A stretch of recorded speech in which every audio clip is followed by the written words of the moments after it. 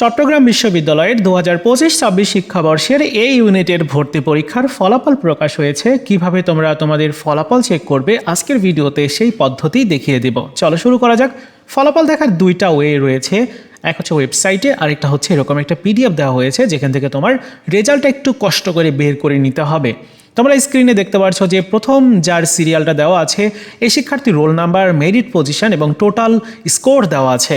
So এভাবে কিন্তু তোমার তথ্যটাও দেওয়া থাকবে যদি তুমি ভর্তি পরীক্ষায় উত্তীর্ণ হয়ে থাকো। এখানে খেয়াল করো যে একজন শিক্ষার্থী তার রোল নাম্বারটা এখানে দেওয়া আছে, তার কিন্তু মেরিট পজিশন হচ্ছে 3, অর্থাৎ 3 নাম্বার সে তার পজিশন রয়েছে এই ইউনিটে, সে 3 নাম্বার পজিশনে রয়েছে এবং তার টোটাল স্কোরটা হচ্ছে 87.50।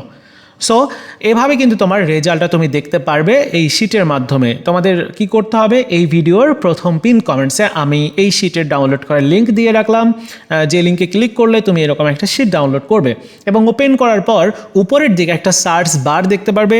সার্চ বারে তোমার রোল নাম্বার লিখে তুমি সার্চ করবে।